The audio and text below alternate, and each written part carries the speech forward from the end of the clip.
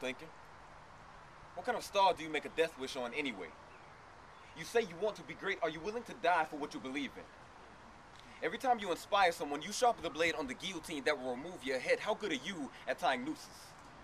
Every time you change someone's way of thinking for the better, you feel the paycheck of the man that will write your obituary. Are you curious as to know what cyanide smells like? See, I imagine the devotion it would take to take flight lessons and telling the instructor, no, I don't need to know how to land. The Taliban have the right passion. They just went about it the wrong way. But if your heaven sat on the fiery side of a plane crash, do you have the gall or the resolve to strike a world power in his forehead and say, this is how you lead a nation?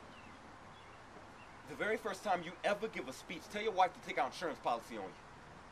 Pick out your suits like you're picking out a coffin. For every vote of approval you have, write another stanza in your last will and testament, because the Oval Office makes me feel reckless. It wouldn't surprise me at all if President Obama had suicidal tendencies. I can imagine that Robert Kennedy used to play a fight when he was younger. Could you sit on a bus surrounded by a mob knowing that you might not make it to the next stop? Do you think Abraham Lincoln and John Wilkes Booth would have been friends when they were children? And what kind of games would they have played? William Tell, maybe? You say you want to be great. Are you willing to die for what you believe in? Are you strong enough to load the bullets into the chamber of the gun pointed at your head? Because hollow tips are telepathic. It would read your mind at Mach speeds, so they better be about holy things. You better stay in regular correspondence with God. You will be shaking hands with him soon. You're too much of a revolutionary to live long enough to need to have your prostate checked. Marry a woman with good hand-eye coordination. You better hope she is beside you in that convertible to catch your thoughts and they splatter out of the back of your head. Get good at constructing run-on sentences, commas and semicolons for the arbitrary. Your last words too visionary for them to ever no punctuation, because you will be gunned down mid-sentence, shock at the chest, to arm, to torso, to leg. Learn to fall asleep while standing up. You are too essential to the advancement of the human race to have a deathbed. No, your last breaths be taken leisurely. The balcony of a hotel in Tennessee. You say you want to be great. Well, great men don't die of natural causes.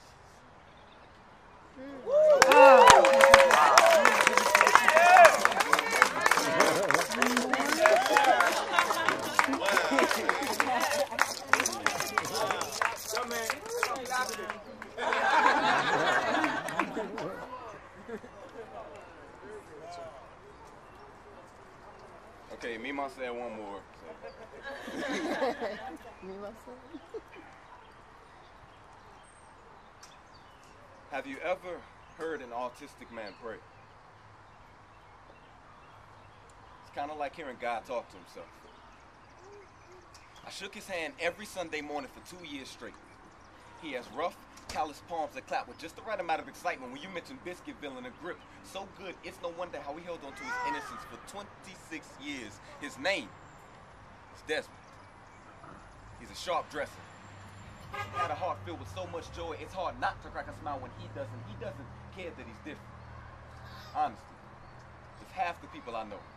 Well, half is God like it's him. I'd be 1/4 closer to being able to ask God for forgiveness and setting my sense of spin cycle. But sometimes this world just moves a little too quickly and I end up wearing the same shirt twice in 1 week. He wouldn't care if I cursed up a storm. He'd listen to my problems. See, I had issues, but he had subscriptions. I had a sickness and he had prescriptions. I could tell that he wouldn't judge me. Even if I objectified women or said a racial slur, because his speech was already slurred beyond comprehension. So when I hear people talking in tongues, I realize that that's God's language, and Desmond was fluent. The hymns I heard him sing sound a lot like him, because the Bible says make a joyful noise, not a pretty one. It didn't even tell us to clap on beat, so I guess Desmond just took creative license with the hymn book. He's innocent. Like matchbox cars on the hallway floors. And he believes. Like he's either been to the future or at least has read the last chapter of Revelations. I only pray that one day I'll be as Christian as he is.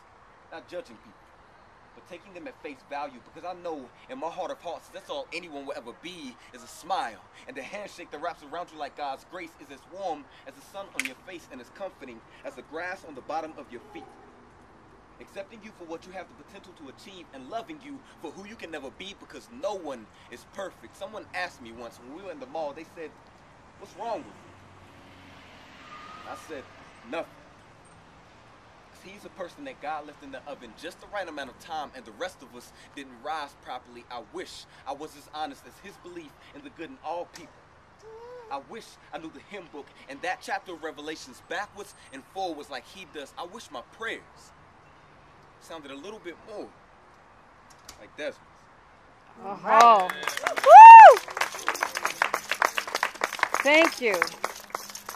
Y'all can go back to talking.